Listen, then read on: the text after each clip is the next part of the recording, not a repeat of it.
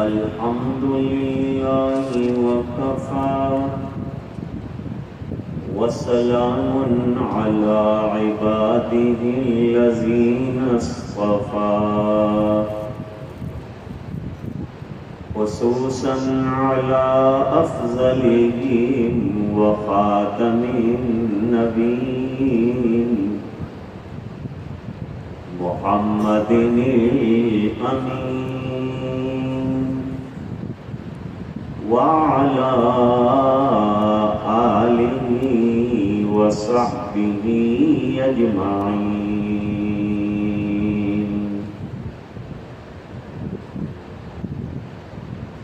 أما بعد فأعوذ بالله من الشيطان الرجيم. بسم الله الرحمن الرحيم.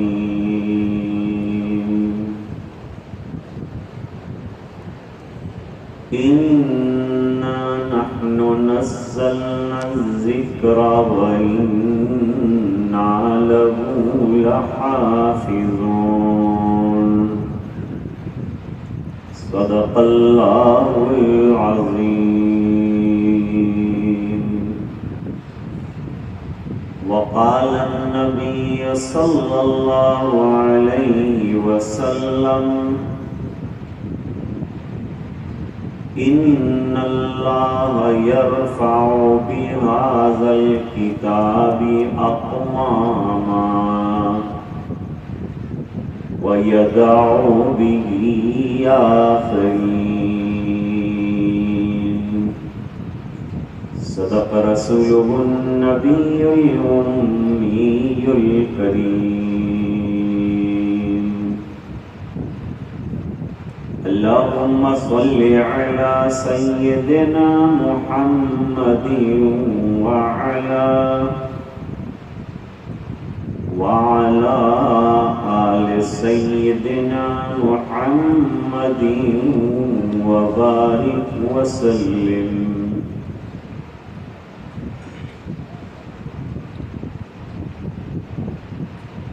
آج کے اجلاس کے صدر باوقار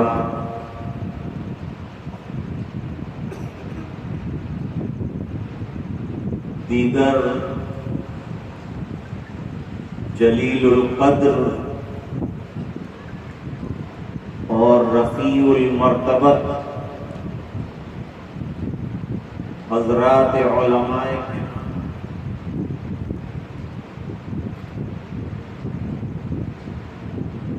حاضرین مجلس، معززہ موقرہ پردہ نشین دینی مائیں اور بہنیں،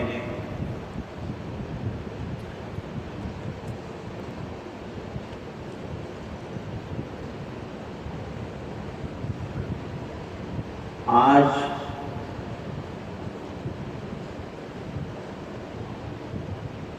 اس مشترک مدرسے میں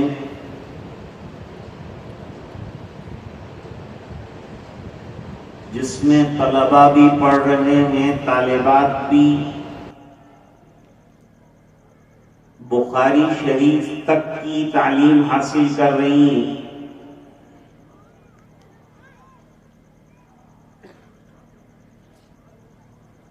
جس میں آج کے اجلاس میں 3 طلباء عزیز کے سر پر دستار حفظ باندھی جائے گی.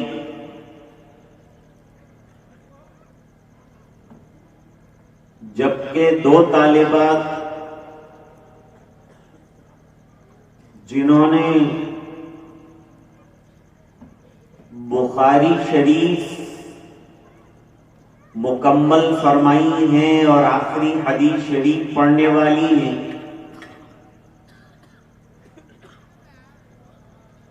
ان کو خمار فضیلت دیا جانا ہے.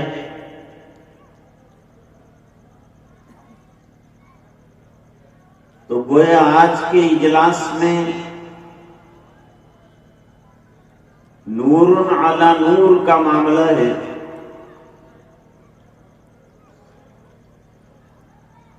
ایک طرف ختم قرآن کریم ہے، دوسری طرف ختم بخاری شریف ہے.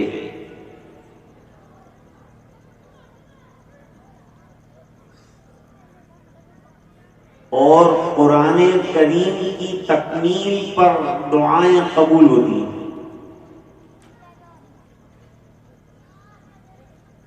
اسی طرح سے مصائب اور پریشانیوں کے موقع پر ختم بخاری کیا جاتا ہے.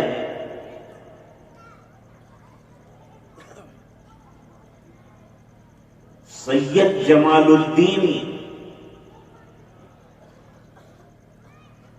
اپنے چچا سید اصیل الدین جو بڑے درجے کے محدث ہیں ان سے نقل کرتے ہیں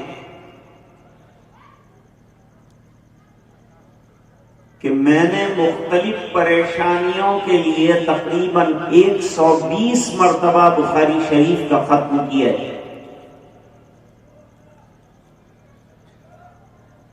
اور ہر بار اللہ تعالیٰ نے دعاؤں کو قبول فرمایا ہے.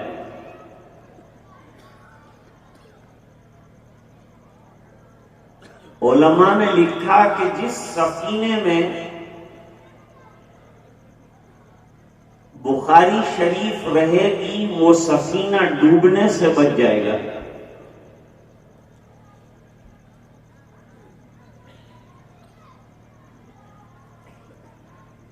اور علماء فرماتے ہیں کہ جس زندگی میں بخاری شریف پر عمل رہے گا اس کی زندگی کا سفینہ بھی ڈوبنے سے بچ جائے گا.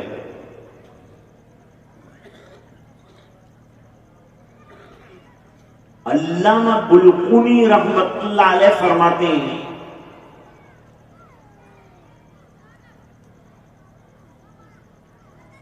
کہ بخاری شریف کو امام بخاری رحمت اللہ علیہ نے ایک معیار بنایا ہے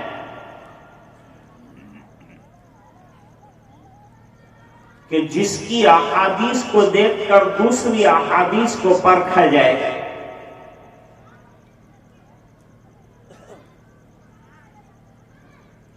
علامہ نابلسی رحمت اللہ علیہ فرماتے ہیں کہ امام بخاری رحمت اللہ علیہ نے اپنی کتاب پیش کر کے امید ظاہر فرمائی ہے کہ قیامت کے دن ان کا میزان عمل اس بخاری شریف کی وجہ سے وزنی ہوگا.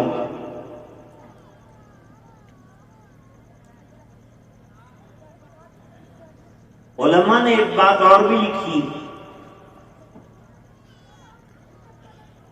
کہ قرآن کریم روزانہ تلاوت کیا جائے اور ہر تلاوت کے بعد جو دعا کی جائے اللہ تعالیٰ اس دعا کو قبول فرماتے ہیں. اس سے یہ پتا چلا کہ روزانہ قرآن کریم کی تلاوت کا معمول بنانا چاہیے.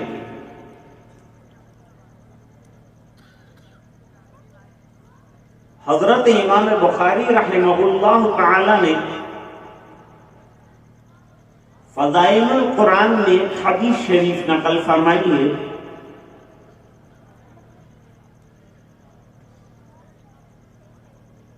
کہ ایک انصاری صحابی جن کا نام حضرت اسید ابن حضیر رضی اللہ تعالی عنہ. آج کل ہمارے یہاں انگلش کا دنیاوی ایجوکیشن کا بہت زیادہ زور ہے، ہمیں آخرت کی بالکل فکر نہیں. حالانکہ ہم میں سے ہر ایک کو مرنا ہے اور ایجوکیشن جتنا دنیا کا ہے سب قبر کے کنارے پر ٹھہر جائے گا. کام آنے کی چیز علم دین ہے اور عمل علی الدین ہے. اور علم بھی علم صحیح ہونا چاہیے اور عمل بھی عمل صحیح ہونا چاہیے اور عقیدہ بھی عقیدہ صحیح ہونا چاہیے.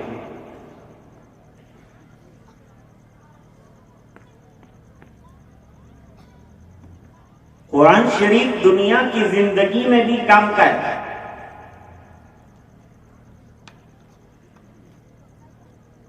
تقریباً تمام صحابہ کرام بڑے تہجد گزار، بڑے عبادت گزار اور بڑے حضور پاک صلی اللہ علیہ وسلم کی سنتوں کے شیدائی ہیں۔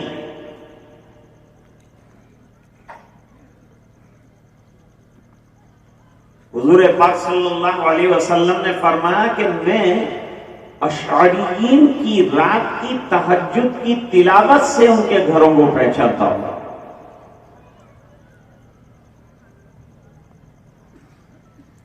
تہجد کی نماز کے لیے فرمایا فَإِنَّهَا دَابُ الصَّالِحِينَ، یہ صالحین کا طریقہ رہا ہے اور تمام انبیاء کرام نے تہجد ادا فرمائی۔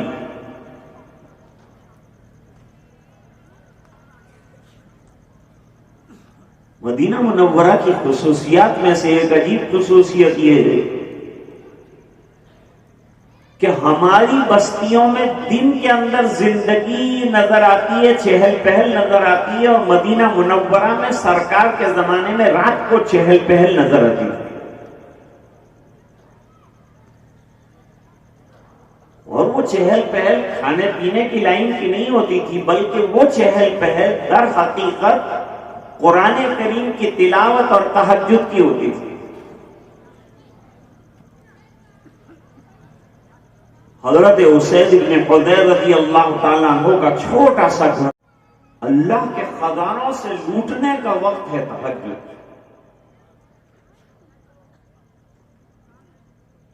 اور بے فضلہ تعالیٰ ہمارے یہاں مردوں سے زیادہ خواتین جو ہیں وہ تہجد کی پابند ہیں۔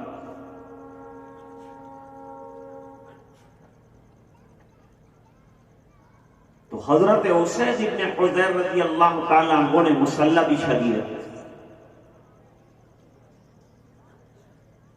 ایک طرف اپنے بچے کو لٹایا جس کا نام امام بخاری رحمۃ اللہ علیہ نے یحییٰ لکھا ہے، اور اشارہ یہ کیا ہے کہ اپنے بچوں کے نام نبیوں کے نام پر، نیک لوگوں کے نام پر رکھو تاکہ ان کے اندر اچھے اثرات پیدا ہوں۔ یہ کھلاڑیوں اور اناڑیوں کے نام مت رکھو۔ حضور پاک صلی اللہ علیہ وسلم نے اپنے ایک فرزند کا نام رکھا ابراہیم۔ نام بامعنی اور سادہ ہونا چاہیے۔ دوسری طرف حضرت اسید بن حضیر رضی اللہ تعالی عنہ نے اپنا جہاد کا گھوڑا باندھا، چونکہ صحابہ رات کی نمازیں لمبی پڑھا کرتے تھے۔ پہلی 2 رکعتیں سرکار کی ہلکی ہوتی تھی، اس کے بعد جو 2 رکعتیں زیادہ پڑھتے تھے وہ تمام طویل ہوتی تھی۔ کبھی 6 پارے 7 پاروں کی تلاوت ایک رکعت میں ہو جاتی ہے۔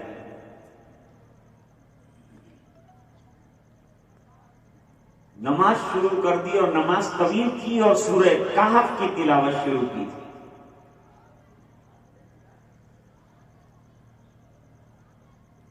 اور بڑی محبت سے پڑھ رہے تھے۔ حضرت امام بخاری رحمت اللہ علیہ کے واقعات میں لکھا ہے کہ ایک مرتبہ نماز سے فارغ ہوئے اور نماز سے فراغت کے بعد شاگردوں سے کہا ذرا میرا کرتا اٹھاؤ، کوئی چیز مجھے ڈس رہی تھی، کاٹ رہی تھی۔ جب کرتا اٹھایا گیا تو ایک بھیڑ نے یا ایک بچھو نے تقریباً 16 جگہ پر ڈنک لگایا تھا، پورا جسم متورم ہو گیا تھا۔ شاگردوں نے کہا جلدی نماز ختم کر دیتے، فرمایا جو سورج شروع کر رکھی تھی وہ ختم کرنے کو جی نہیں چاہتا۔ میرے والد صاحب رحمت اللہ علیہ فرماتے تھے کہ قرآن کریم سے سچا عشق ہونے کی ضرورت ہے۔ ہمارا بچہ 4 سال کا ہو جائے اس کو قرآن کریم سے وابستہ کر دیجئے۔ طبرانی شریف کے اندر روایت موجود ہے کہ جب بچہ اچھی طرح بولنا شروع کرے سب سے پہلے اس کو قرآن کریم یاد کراؤ، ورنہ یہ دنیا کی زہریلی زندگی کے اندر اس کے زہر سے اثر کھا کر مر جائے گا، ختم ہو جائے گا۔ یہ زہریلی دنیا میں جائے اس سے پہلے اس کو قرآن کریم کے ڈوز دے دو، اس کو قرآن کریم کی تعلیم سے آراستہ کر دو، اس کے عقیدے کو انتہائی مضبوط کر دو، تاکہ دنیا میں کہیں بھی چلا جائے اس کے عقیدے کو کوئی چھیڑ نہ سکے. یہ کام مکاتب کرتے ہیں اور یہ کام مدارس کرتے ہیں. عقیدوں کی جڑوں کو مضبوط کرنا آج سب سے زیادہ ضروری کام ہے. اگر اس ملک میں ہماری بقا ہم کو درکار ہے اور ہمارے جنریشنز کی بقا درکار ہے تو ہم نسلوں کو دنیا کے ساتھ ساتھ دین کا ایجوکیشن دینا بہت ضروری ہے.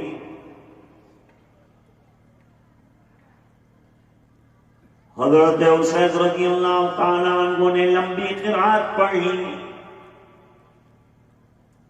سورہ کہف کی تلاوت کر رہے تھے. اچانک دیکھا کہ گھوڑا بھدک رہا ہے. رات کا آخری وقت ہو گیا تھا، تہجد ویسے بھی ختم کرنے کا وقت ہو گیا.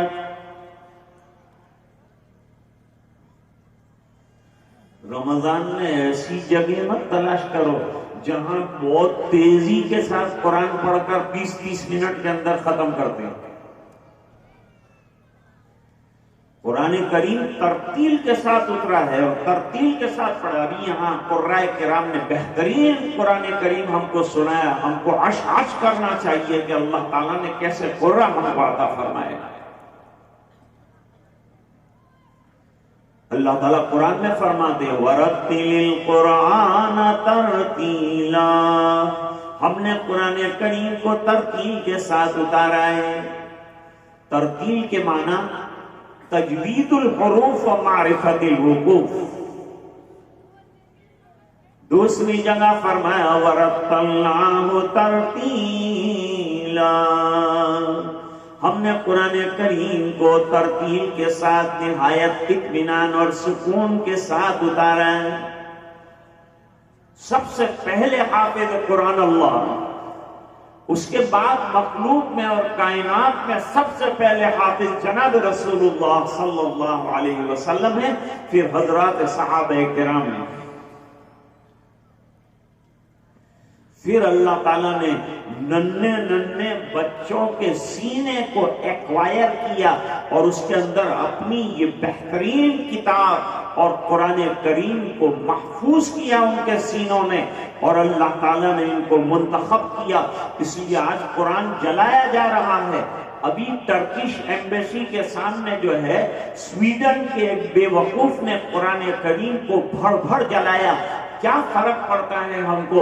قرآن کریم جتنے دنیا میں ہیں تمام جلا دو، لیکن کروڑ لوگوں کے سینوں میں قرآن کریم محفوظ ہے. اس طرح جلائے جاتے رہیں گے تو جواب کیا دو گے؟ جواب یہ دیں گے کہ تم قرآن کریم جلاتے جاؤ، ہم قرآن کریم کو سینے میں محفوظ کرتے جائیں گے. اس کا پازیٹیو جواب یہی ہے. ورنہ یہ لوگ ہمیں الجھا کر بھڑکا کر چاہتے ہیں کہ ہم لوگ جلوس نکالیں، ریلیاں نکالیں اور پھر یہ گولیاں چلا کر ہم کو نشانہ بنائیں. ان کے مقصد میں ان کو کامیاب مت ہونے دو. ہم اپنے مشن میں انشاءاللہ کامیاب رہیں گے. ترکی نے جب وہاں قرآن کریم جلایا گیا، جلانے کے بعد ترکی نے اعلان کیا کہ اس سال ہمارے ملک میں جتنے بچوں نے حفظ قرآن کریم کیا ہے وہ تمام کے تمام جو ہیں جمع کیے جائیں. چنانچہ ننھے بچوں کو جمع کیا گیا تو ان کی تعداد تقریباً 850 تھی. 850 students and children, they were حافظ القرآن. وہ حافظ قرآن تھے. ان میں 80 سے زیادہ تو بچیاں تھیں. ان کو انعامات سے نوازا گیا اور وہاں کے وزیر نے کہا قرآن کریم جلانے کا یہی جواب ہے کہ تم ایک قرآن کریم جلاؤ گے، ہم 800 حافظ تیار کر کے رکھ دیں گے. موجودہ دور میں اور آج اور ہمارے ملک میں اسلام کی بقا کا دار و مدار اسکولوں پر نہیں ہے.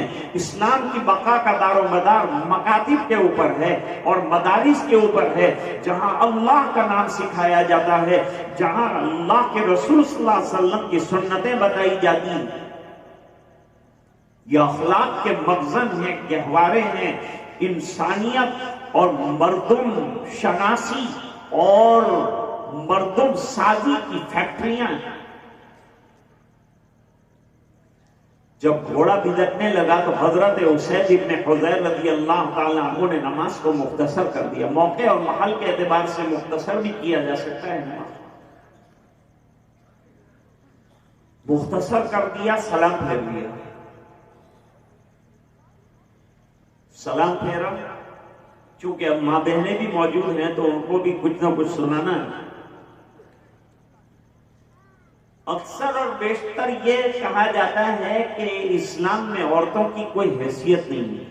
میں یوں کہتا ہوں اسلام سے پہلے عورتوں کی کوئی حیثیت نہیں تھی، جو حیثیت بنی وہ اسلام کے آنے کے بعد بنی۔ جو مقام عورتوں کو آج عطا کیا گیا ہے وہ اسلام کی طرف سے عطا کیا گیا ہے۔ شہزادہ چارلس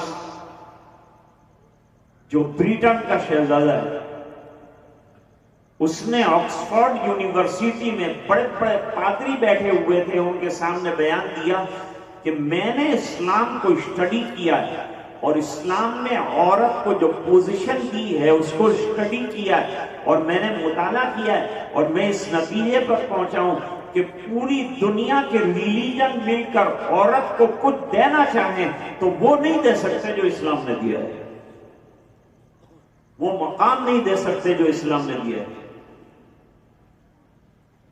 اس کی چھوٹی سی مثال حدیث سے پیش کرتا ہوں۔ ماں اور بہنوں کو اپنا مرتبہ اور اپنا مقام سمجھنا چاہیے۔ آج بچیوں نے بہترین تقریر کی اور الحمدللہ علم حاصل کر کے 2 بچیوں نے تو ختم بخاری شریف تک کا مرحلہ طے کر لیا۔ بڑی کتاب ہے بخاری شریف، اصح الکتب بعد کتاب اللہ تحت عدیم السماء، اگر کوئی کتاب ہے تو بخاری شریف ہے۔ محمد ابن زید مروزی شافعی مسلک کے بزرگ ہیں، وہ بیت اللہ کے قریب سوئے ہوئے تھے، خواب دیکھا انہوں نے، حضور پاک صلی اللہ علیہ وسلم تشریف لائے اور ان سے کہا خواب کے اندر کہ کب تک امام شافعی رحمت اللہ علیہ کی کتاب پڑھتے رہو گے؟ تو کہا حضور کیا پڑھوں؟ کہا میری کتاب پڑھو۔ کہا آپ کی کتاب کون سی ہے؟ فرمایا محمد ابن اسماعیل کی جامع البخاری میری کتاب ہے۔ اس سے اندازہ ہوتا ہے کہ بخاری شریف کا مرتبہ اور بخاری شریف کا مقام کیا ہے، اور خود امام بخاری رحمت اللہ علیہ کا مرتبہ اور مقام کیا ہے۔ 22 تو ثلاثیات لائے ہیں حضرت امام بخاری رحمت اللہ علیہ، 16 سال تک جو ہے روزہ دار رہے ہیں حضرت امام بخاری رحمت اللہ علیہ۔ امت کی خدمت میں 6000 حدیثیں پیش کرنے کے لیے 2500 مرتبہ غسل کیا ہے امام بخاری رحمت اللہ علیہ، اور 2500 مرتبہ 2 رکعتیں پڑھی ہیں۔ اپنی بخاری کو رنگ دینے کے لیے اور اس کی غرابت اور اس کی عجائبات اور اس کی خوبیاں اور کمالات تک اس کو پہنچانے کے لیے کبھی کبھی ایک رات میں 20 مرتبہ اٹھے حضرت امام بخاری رحمت اللہ علیہ، چراغ جلایا، کچھ لکھا بخاری پر، پھر سو گئے، ایسا 20 مرتبہ کیا۔ اور 40 سال تک تو حضرت امام بخاری رحمت اللہ علیہ نے روٹی کے ساتھ سالن نہیں کھایا۔ آپ سوچو اور غور کرو کہ کون سا دن تھا کہ جس دن ہم نے تنہا روٹی کھائی ہے اور سالن نہیں کھایا۔ اتنی محنتوں کے بعد جو علم ہم تک پہنچا ہے، یہی وجہ ہے حضرت امام بخاری کے انتہائی درجے کے کمال اخلاص کی کہ سب کتابیں نکالی جانے کی محنتیں ہوئی نصاب درس نظامی سے، لیکن بخاری شریف کو نہیں نکالا جا سکا، بلکہ بخاری شریف پر اختتام کے بعد ہی فاضل کی اور عالم کی اور عالمہ کی سند دی جاتی ہے۔ جس کی نظر پڑ گئی بخاری سے گزر گئی، اس کا کام ہو گیا، اس کا بیڑا پار ہو گیا۔ تو عرض کر رہا تھا کہ سلام پھیرا، اور ہاں وہ بات عرض کر رہا تھا کہ عورت کا مرتبہ اور مقام سرکار کی نظر میں کیا رہا۔ ایک مرتبہ حضور پاک صلی اللہ علیہ وسلم نے نمبی نماز پڑھانے کا ارادہ کیا، اور اس زمانے میں رات کی نمازوں میں عورتوں کو آنے کی اجازت تھی کہ رات کو خواتین آیا کریں۔ صرف مسجد نبوی میں خواتین کو آنے کی اجازت تھی، مدینہ منورہ میں دوسری 8 مسجدیں اور تھی، وہاں کوئی عورتیں نہیں جاتی تھی، صرف مسجد نبوی شریف کے اندر آتی، کیونکہ وہاں سرکار موجود ہیں، سرکار کے پیچھے نماز، پھر مسجد نبوی کی نماز، پھر حضور کے بیانات، پھر آپ کے علوم کے گنجینے جو بہائے جائیں گے، اس سے کافی حصہ عورت کو بھی ملے گا، کیونکہ نسوانی مسائل بھی بیان ہوں گے۔ جہاں مردوں کے لیے مسائل بیان ہوتے تھے، وہاں عورتیں اور خواتین کے لیے بھی مسائل بیان ہوتے تھے، بلکہ خواتین نے حضور پاک صلی اللہ علیہ وسلم کے دربار میں درخواست کی کہ اللہ کے رسول، جیسے یہ صحابہ بیٹھے رہتے ہیں اور بیٹھ کر روزانہ علم آپ کے پاس وحی کا حاصل کرتے ہیں، ہم کو ہفتے میں ایک دن معین فرما دیجئے، اور معین کر کے جو ہے اس میں خصوصی جو مسائل ہیں عورتوں کے سلسلے کے وہ بیان فرمائیے۔ چنانچہ آپ صلی اللہ علیہ وسلم نے اس پیشکش کو منظور فرمایا اور ہفتے میں ایک دن عورتوں کی تعلیم کا رکھ دیا۔ معلوم ہوا تعلیم نسواں بھی انتہائی طور پر ضروری، ورنہ نمازیں کیسے درست ہوں گی ماں بہنوں؟ بعض مخصوص مسائل ہیں، وہ مخصوص مسائل جو عورتوں کے ساتھ ہیں، وابستہ اور خاص ہیں، وہ ان کو سیکھنے پڑیں گے نماز سے پہلے، ورنہ نماز درست نہیں ہوگی۔ طہارت کے مسائل ہیں، اور بھی بہت سے مسائل ہیں جو خاص طور سے نسوانیت کے لیے۔ سرکار نے ایک لمبی نماز پڑھانے کا ارادہ کیا، خاتونیں پیچھے تھیں، تھوڑی تلاوت ہونے کے بعد آپ نے ایک بچے کی رونے کی آواز سنی، بچہ رو رہا ہے۔ حضور پاک صلی اللہ علیہ وسلم نے فوری طور پر نماز کو مختصر کر دیا، مختصر قرات کے ساتھ نماز کو اختتام پذیر کر دیا، تو صحابہ کو بڑا تعجب ہوا۔ اللہ کے رسول، آپ نے بہت جلدی نماز کو ختم فرمایا وہ بچے کے رونے کی آواز سنی تو مجھے یہ خیال آیا کہ بچے کی نماز ضرور موجود ہے مجمع کے اندر، نماز کے اندر۔ جب میں بے چین ہوا تو ماں کتنی بے چین ہوئی ہوگی۔ ماں کی بے چینی کو دیکھتے ہوئے، ایک خاتون کی بے چینی کے دیکھتے ہوئے نبی نے اپنی بہترین نماز کو مختصر فرمایا۔ بتلائیے اس سے بڑھ کر عورتوں کا مقام کیا ہو سکتا ہے کہ سرکار دنیا سے جا رہے تھے تو حضرت ابو بکر جیسے دلدار صحابی بھی موجود، اور حضرت فاروق اعظم جیسے جری صحابی بھی موجود، اور حضرت عثمان غنی بھی موجود، اور حضرت علی کرم اللہ وجہہ بھی موجود۔ ان تمام حضرات کے موجود ہوتے ہوئے گود میں اگر سر نظر آتا ہے تو ایک خاتون کی گود میں نبی کریم صلی اللہ علیہ وسلم کا سر مبارک نظر آتا ہے، اور وہ مریم اسلام حضرت عائشہ رضی اللہ عنہ۔ اس سے حضرت عائشہ رضی اللہ تعالیٰ عنہ کے مرتبے کا اندازہ لگایا جا سکتا ہے۔ بخاری شریف کی صحیح روایت ہے، فضائل عائشہ رضی اللہ تعالیٰ عنہ کے اندر حضرت امام بخاری رحمہ اللہ تعالیٰ نے یہ حدیث نقل فرمائی، فضل عائشہ رضی اللہ تعالی عنہ علی سائر النساء کا فضل سرید علی سائر الطعام۔ فرمایا جیسے کھانے کے اندر، عرب کے اندر سرید کا مقام ہے۔ سرید ذرا سمجھا دوں، آپ کا راجستھان کا کھانا الگ ہے، سرید اور ہے۔ سرید جو ہے گوشت اور شوربہ جو ہوتا ہے اس کے اندر روٹی توڑ دی جاتی ہے اور اس کو گیلا کر دیا جاتا ہے، اور وہ بہترین عرب کا کھانا مانا جاتا ہے۔ یہ سرید جو ہے عرب کا عمدہ ترین کھانا ہے۔ فرمایا جیسے عرب میں کھانوں میں سرید سے بہتر کوئی کھانا نہیں ہے، اس طرح خواتین اور صحابیات میں اور باقی صحابہ کرام صحابیات کے بعد ازواج کے اندر حضرت عائشہ رضی اللہ تعالیٰ عنہ کا مقام ایسا ہے جیسے کھانے میں سرید کا مقام ہوتا ہے۔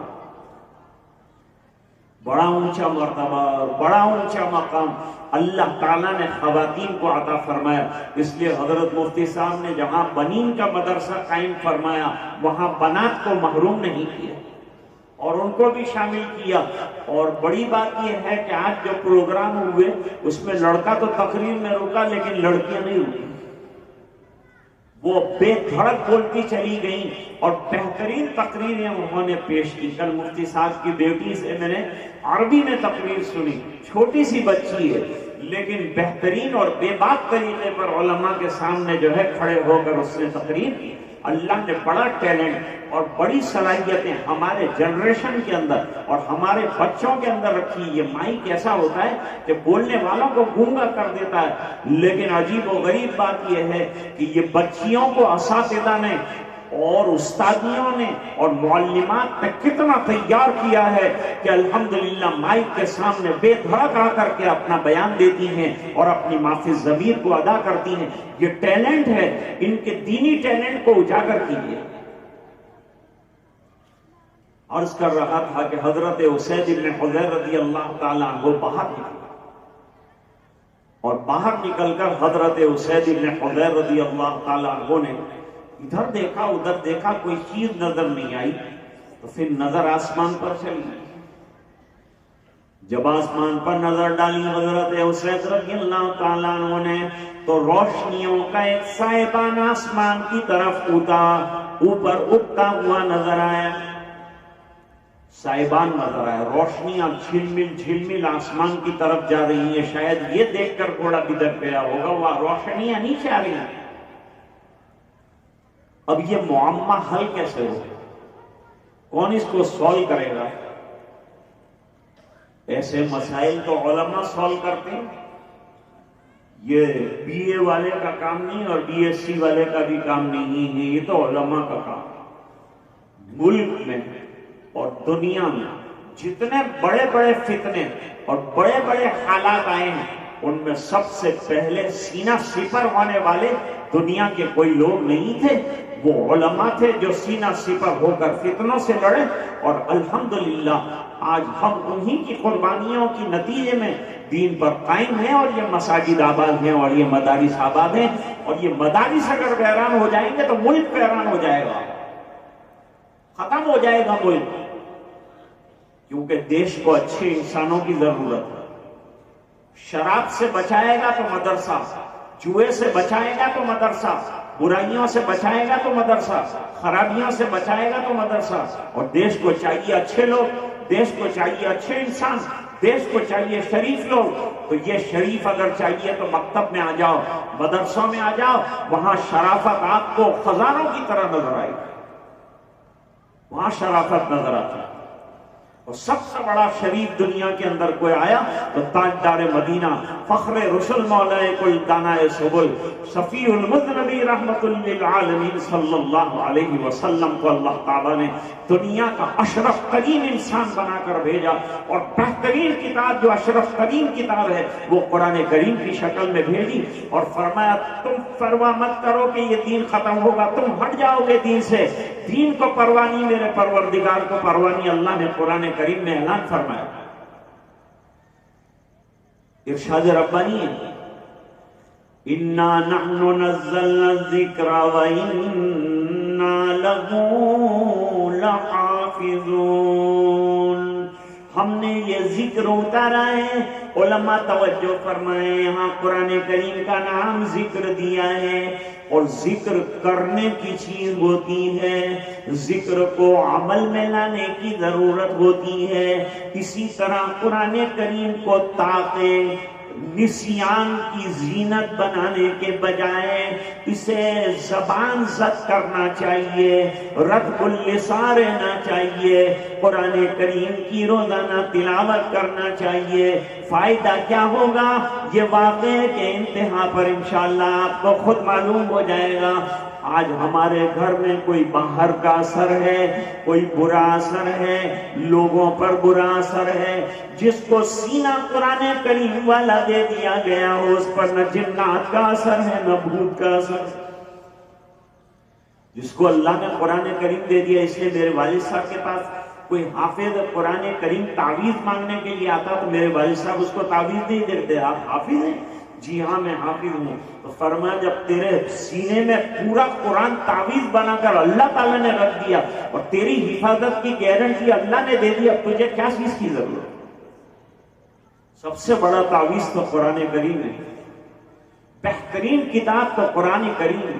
ان هذا القرآن يهدي للتي هي اقوم وَيُبَشِّرُ الْمُؤْمِنِينَ الَّذِينَ يَعْمَلُونَ الصَّالِحَاتِ ان لکم اجرا کبیرا،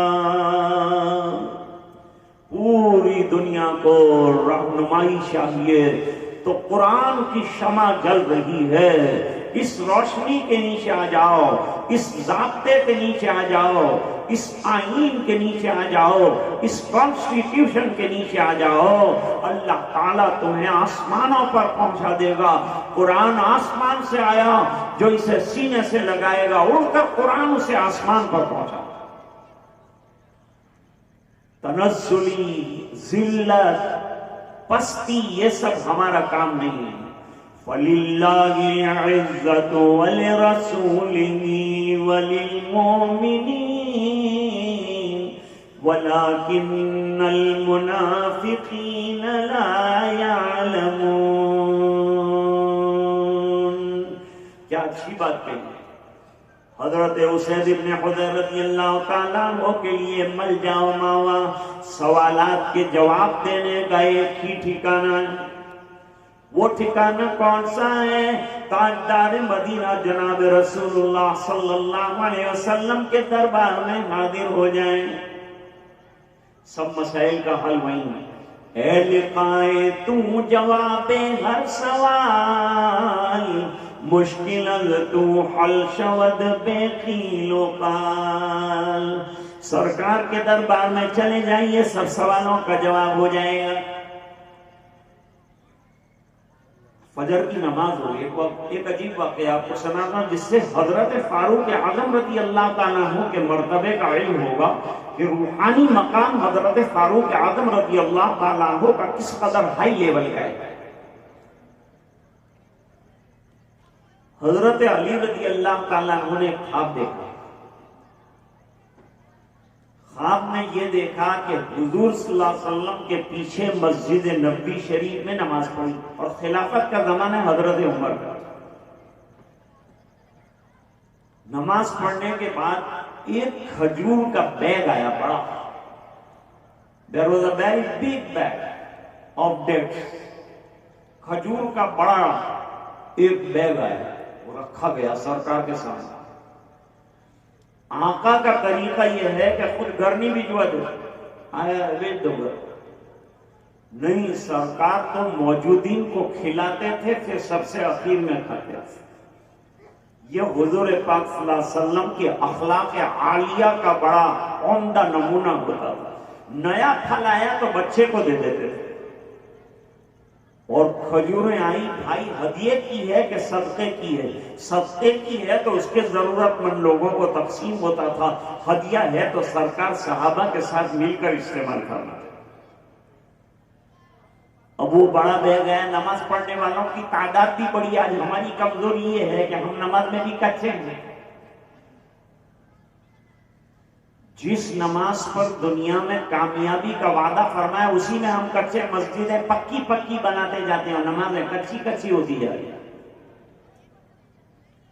ان کا عالم کیا تھا؟ عین لڑائی میں اگر آ گیا وقت نماز، قبلہ رخ ہو کے زمین بوس ہوئی قوم حجاز، ایک ہی صف میں کھڑے ہو گئے محمود و ایاز، نہ کوئی بندہ رہا نہ کوئی بندہ نواز۔ ابھی آپ کو معلوم ہے کہ عرب میں کتنے حالات ہیں، عرب والوں پر بے شمار حالات ہیں، پوری دنیا سے، مالی اعتبار سے، اقتصادی اعتبار سے، پولیٹکس کے اعتبار سے، سیاست کے اعتبار سے حالات ہیں، لیکن دو چیزوں نے ان کو بچا کے رکھا۔ دو خوبیاں، دو کمالات ان میں ایسے پائے جاتے ہیں جس نے ان کو بچا رکھا ہے۔ وہ چیزیں اگر ہماری زندگیوں میں بھی آ جائے تو یہاں کے حالات بھی ہمیں پریشان نہیں کر سکتے۔ تم دیے باد مخالف سے نہ گھبرائے عقاب، تم دیے باد مخالف سے نہ گھبرائے عقاب، یہ تو چلتی ہے تجھے اونچا اڑانے کے لیے، گھبرانے کی کوئی بات نہیں، مایوس ہونے کی کوئی ضرورت نہیں۔ ہمارے پاس اللہ نے ایسی ایسی نعمتیں اور ایسے خزانے دیے ہیں کہ ہمیں کنگال ہو جانے کی اور دنیا کے سامنے ہاتھ پھیلانے کی کوئی ضرورت نہیں۔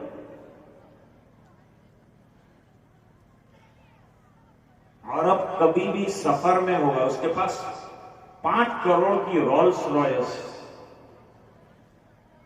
لیکن بالکل ریگستان کے اندر نماز کا ٹائم، ٹائم آف نماز. What a great ibadat Allah subhanahu wa ta'ala is granted to the Muslimin. اللہ تعالیٰ نے کیا بہترین عبادت ہم کو عطا فرمائی. میرا ایک دوست تھا، جماعت میں چل رہے تھے لوگ، اس نے تقریر کی، بہت اچھی تقریر کی. اس نے کہا نماز از اے ویل کنٹرول عبادت. نماز جو ہے ہم کو کنٹرول کرنے والی عبادت ہے. It controls our eyes. نماز ہماری آنکھوں کو بھی کنٹرول کرے. نماز کنٹرولز یور ایئرز. آپ کے کان امام کی آواز پر لگے ہوئے، باہر کی آواز آپ کو نہیں سننی. Controls your tongue. ادھر ادھر کی کوئی بات نہیں، صرف اللہ کا نام بولنا ہے، اللہ کی بڑائی بولنا ہے. دوسروں کی بڑائی نہیں چاہیے، اللہ کی بڑائی چاہیے. اللہ سب سے بڑے ہیں، یہ مزاج بنانا ہے. It controls your heart. It controls your brain, it controls your soul and your whole body. فرماتے ہیں نماز پوری باڈی کے سسٹم کو کنٹرول کرتا ہے، دل دماغ کو کنٹرول کرتا ہے، جسم کو کنٹرول کرتا ہے، روح کو کنٹرول کرنے والی عبادت ہے. اگر چاہتے ہیں کہ آپ ویل ڈسپلین ہو جائیں تو آپ کو نماز کی پابندی کرنی چاہیے. کہیں بھی چلے جائیں، نماز. جہاں سفر میں اس نے دیکھا نماز کا وقت ہوا، گاڑی سائڈ پر لگائے گا، لمبی چوڑی صف نکالے گا، مائک لگائے گا، اذان دے گا، لوگوں کو بلائے گا، اور وہاں ریگستان کے اندر جو ہے فرض نماز ادا کرے گا. چاہے کیسے بھی سرکمٹنسیز ہو، چاہے بھی کتنے بھی سینٹیمنٹس خراب ہو، لیکن وہ نماز نہیں. یہ نماز نے اس کی حفاظت فرمائی، نماز میں کامیابی کا وعدہ فرمایا. فرمایا قد افلح المؤمنون الذین هم فی صلاتهم خاشعون. البتہ تحقیق کے وہ لوگ جو نماز میں بہت زیادہ کنسنٹریشن رکھتے ہیں، they are the most successful people in the sight of Allah subhanahu wa ta'ala. نہایت کامیاب لوگ. We are looking for the success here and there. ہم لوگ کامیابی کے لیے ادھر ادھر جا رہے ہیں. کامیابی تمہارے قدموں میں پڑی ہے، تمہارے سامنے ہے، نظر نہیں آتی. کوئی کہہ رہے ہم تو برسوں سے پڑھتے تو جیسی پڑھنی چاہیے ایسی پڑھ کے دیکھو. صحابہ ایک ایک نماز پڑھتے تھے، کامیابی کے سہرے ان کے گلوں میں بندھ جاتے تھے. ایک نماز کی بات. مسجد میں آئے گا، عرب دیکھے گا 2 گانا پڑھنے کے بعد 2 منٹ بچ گئی ہے. He takes out the Quran from the pocket. وہ قرآن کریم جو ہے نکالتا ہے اپنے جیب سے اور فوراً تلاوت قرآن کریم شروع کر دیتا ہے. یہ قرآن کریم بھی اس کا محافظ بن گیا. نماز نے بھی اس کو دنیا کے حالات سے بچا لیا. یہ 2 نعمتوں کو ہمیشہ اپنے پاس مضبوطی کے ساتھ تھام کر رکھو، چاہے آپ کہیں بھی ہو. سر سید نے علی گڑھ یونیورسٹی بنائی تو لوگوں نے کہا آپ نے کیا کیا، یہ کیا بنایا آپ نے، آپ کیا چاہتے ہیں؟ کہا کہ آبجیکٹ میرا یہ ہے کہ یونیورسٹی میں لائر تیار ہوں، انجینئر تیار ہوں، پائلٹ تیار ہوں، ڈاکٹرز تیار ہوں. یہ سب لوگ یونیورسٹی کے اندر تیار ہوں، اور میری یونیورسٹی کا فاضل اور اسکالر ایمبیسیڈر بن کر کسی ایمبیسی میں جائیں، اس کی گاڑی کے اوپر انڈیا کا جھنڈا لہرا رہا ہو، اور نماز کے وقت اس کی گاڑی مسجد کے دروازے پر کھڑی ہو اور وہ پہلی صف کے اندر جبین نیاز جھکا کر کھڑا ہو. بس میرا یہ مسئلہ. دنیا پڑھنے سے اور دنیا کے ایجوکیشن سے اسلام نے روکا ہی نہیں. کون کہتا ہے کہ اسلام ایجوکیشن کا دشمن ہے؟ ایجوکیشن آپ حاصل نہیں کرتے ہیں وہ آپ کا پرابلم ہے، اسلام کا پرابلم نہیں ہے. وہ جو چیز انسانیت کے لیے ایجوکیشن کے نام پر مفید ہے اس کو حاصل کرنے میں کوئی حرج نہیں. اس کو کوئی بھی روکے گا نہیں، کوئی عالم اس کو نہ نہیں کہے گا۔ جمعیت کے بڑے بڑے اسکول چل رہے ہیں، وہاں انجار کے اندر بہت بڑا جو ہے کیمپس چل رہا ہے جمعیت کا، اور الحمدللہ علماء ہمیشہ جو ہے اس کو جو ہے وہ آگے بڑھاتے ہیں اور اس کے سلسلے کی تشہیر کرتے ہیں کہ پڑھاؤ اپنے بچوں کو۔ لیکن ایک بات کہتے ہیں کہ ہمارا بچہ ڈاکٹر بھی ہو، لائر بھی ہو، انجینئر بھی ہو، لیکن وہ اچھا مسلمان بھی ہو، بہترین مسلمان ہو، یہ بھی ہونا چاہیے۔ تو یہ دو چیزوں نے ان کو بچا رکھا ہے۔ یہ کون کہتا ہے؟ یہ میں نہیں کہتا، یہ شرح بخاری میں حضرت مفتی سعید صاحب پالنپوری رحمت اللہ علیہ نے تحریر فرمایا ہے۔ خیر تو عرض کر رہا تھا کہ حضور پاک صلی اللہ علیہ وسلم نے سب کو ایک ایک کھجور دی، حضرت علی بھی آئے، ان کو بھی ایک کھجور ملی۔ کھجور بڑی لذیذ تھی، روزانہ جو کھجوریں کھاتے ہیں اس سے بالکل مختلف ہے، اس کا ٹیسٹ اور اس کا ذائقہ بڑا انوکھا۔ لیکن رعب سرکار کا ایسا ہے کہ مانگ نہیں سکتے، دوسری دے دیں سرکار، دوسری کھجور دینے میں سرکار کو تو کوئی پرابلم نہیں تھا، لیکن وہ مانگا نہیں، بیٹھے رہے۔ یہ خواب کا مسئلہ تھا۔ صبح ہوئی، نماز میں گئے، حضرت عمر رضی اللہ عنہ خلیفہ، اس زمانے جو خلیفہ ہوتا تھا وہ امام ہوتا تھا، ہمارے جو کنڈم ہوتا ہے اس کو امام بناتے ہیں، بہترین امام۔ لوگ کہتے ہیں پہلے جیسے امام نہیں، تو پہلے جیسے مقتدی کہاں ہے؟ بولا ہوں،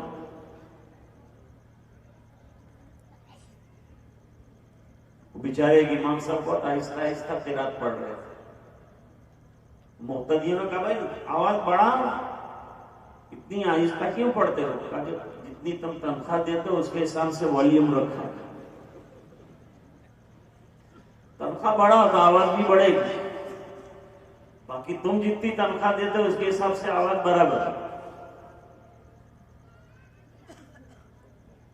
اب حضرت علی رضی اللہ تعالیٰ عنہ نے نماز پڑھی، حضرت فاروق اعظم رضی اللہ عنہ خلاف توقع نماز کے بعد حضرت عمر رضی اللہ عنہ دیوار مسجد نبوی سے ٹیک لگا کر بیٹھے، اور رات کو جس رنگ کا بیگ حضور کی خدمت میں لایا گیا تھا ایسا حضرت عمر کی خدمت میں لایا گیا۔ حضرت عمر رضی اللہ تعالیٰ عنہ نے بانٹنا شروع کیا، سب کو ایک ایک کھجور دی، حضرت علی کو دی تو حضرت علی کو محسوس ہوا کہ رات کو جو کھجور حضور نے کھلائی تھی وہ ذائقہ اور یہ ذائقے میں بالکل فرق نہیں، لیکن وہاں یہ کہ سرکار کا رعب اتنا ہے کہ میں مان نہیں سکا۔ لیکن یہاں تو حضرت عمر رضی اللہ عنہ کے ساتھ رشتہ داری میری بیٹی بھی دی ہوئی اور دوستی بھی ہے، مشورے بھی موقع بہ موقع دیے جاتے ہیں، میں مان سکتا ہوں، تکلف نہیں ہے۔ حضرت علی دھیرے سے اٹھے اور جا کر کے حضرت فاروق اعظم رضی اللہ تعالیٰ عنہ سے کہا امیر المومنین ایک کھجور اور عنایت فرمائیں، تو مسکرائے حضرت عمر رضی اللہ تعالیٰ عنہ اور یہ فرمایا کہ رات کو اگر حضور نے تجھے دوسری کھجور دی ہوتی تو میں بھی تجھے دوسری کھجور دے دیتا۔ اس سے اندازہ لگائیے کہ حضرت عمر رضی اللہ تعالیٰ عنہ کو کیسے پتا چلا حضرت علی کے خواب کا روحانی مرتبہ، روحانی مقام کتنا عالی شان ہے۔ بہرحال حضرت اسید ابن حضیر رضی اللہ تعالیٰ عنہ فجر کی نماز کے بعد تاجدار مدینہ جناب رسول اللہ صلی اللہ علیہ وسلم کی خدمت میں حاضر ہوئے، اور رات کا پورا ماجرا، میں ختم کر رہا ہوں بات کو، تو پورا ماجرا بیان کیا کہ یہ عالم رہا سرکار، وہ روشنیوں کا سائبان اوپر جاتا ہوا نظر آیا مجھے جو پہلے نیچے آ رہا تھا۔ حضور پاک صلی اللہ علیہ وسلم نے عجیب و غریب جواب ارشاد فرمایا۔ آپ نے فرمایا رات کو کیا تم تہجد میں تلاوت قرآن کریم کر رہے تھے؟ جی ہاں، میں قرآن پڑھ رہا تھا۔ فرمایا تمہارے قرآن کریم پڑھنے کی وجہ سے سکینہ اور رحمتیں تمہارے گھر پر نازل ہو رہی تھی، اتر رہی تھی۔ اگر تم پڑھتے رہتے تو میں فجر کی نماز کے بعد قرآن کی تلاوت پر رحمتوں کا نزول گھروں کے اندر ہوتا ہے، صحابہ کرام کو دکھا دیتا۔ معاملہ کلین اور کلیئر ہو کر حضرت امام بخاری رحمۃ اللہ علیہ فرماتے ہیں کہ قرآن کریم کی تلاوت سے جہاں ایک حرف پر 10 نیکیوں کا ثواب ملتا ہے، وہاں رحمتوں کا نزول اور گھر میں بارشیں ہو جاتی ہے، رحمت کی برکتیں ہو جاتی ہیں ہمارے گھروں کے اندر تلاوت قرآن کریم کی وجہ سے۔ یہ تو پہلا حق ہوا۔ بعد میں قرآن کو سمجھنا ہے، جس کے لیے یہ مدارس ہیں، اور اس کے بعد اس پر عمل کرنا ہے، یہ تیسرا حق ہے۔ اور قرآن کریم کے ایک ایک حرف کا احترام کرنا ہے اور ادب کرنا ہے اور اس کو سینے سے لگانا ہے۔ اور دنیا کی تعلیم اور ایجوکیشن اور دینی ایجوکیشن کا فرق میں آپ کو بتاتا ہوں کہ جب کالج جاتا ہے، اسکول جاتا ہے ہمارا اسٹوڈنٹ، تو اس کے پاس بہت بڑا پشتارا ہوتا ہے جو اس کی پشت کے اوپر لادا جاتا ہے۔ مثل الذین حملوا التوراۃ ثم لم يحملوها کمثل الحمار يحمل اسفارا، کہ گدھے جتنا کتابوں کا بوجھ بیچارہ گردن کے اوپر اور اپنی پشت کے اوپر لاد کر لے جاتا ہے۔ پشت پر اس لیے لاتا ہے کہ اس میں اشارہ ہے کہ یہ پیٹھ کے پیچھے ڈالنے والی چیزیں ہیں، یہ عارضی اور ٹیمپرری چیزیں ہیں، یہ ایور لاسٹنگ چیزیں نہیں ہیں، ہمیشہ کی چیزیں نہیں ہیں، لہذا اس کو پیچھے رکھو۔ اس لیے پشت کے پیچھے رکھا۔ اور جب چھوٹے بچے کو تختی لے کر اور قرآن شریف لے کر مدرسے بھیجتے ہیں تو سینے سے لگانا سکھاتے ہیں کہ سینے سے لگا کے جا بیٹا، اس لیے کہ اگر سینے میں تیرے قرآن رہے گا تو تیری دنیا بھی بن جائے گی اور تیری آخرت بھی بن جائے گی۔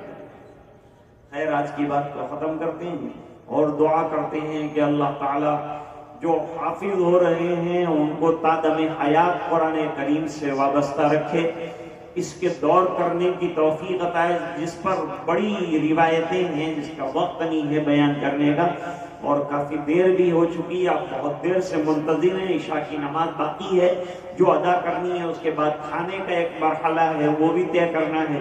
اس کے دوران ابھی کچھ اور پروگرام آپ کے سامنے آئیں گے، نکاح بھی 2 ہیں جو ابھی پڑھائے جانے ہیں، تھوڑی دیر اور صبر و تحمل سے تشریف فرما رہے ہیں، انشاءاللہ یہ تمام تقریبات منعقد ہو کر ختم ہوگی اور اس کے بعد انشاءاللہ دعا ہوگی۔ وآخر دعوانا الحمدللہ رب العالمین۔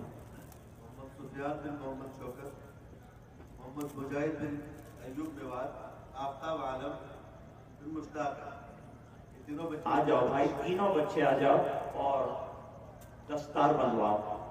لو یہ لے آ جائیں سب بندو سلام ہوگا سیدھے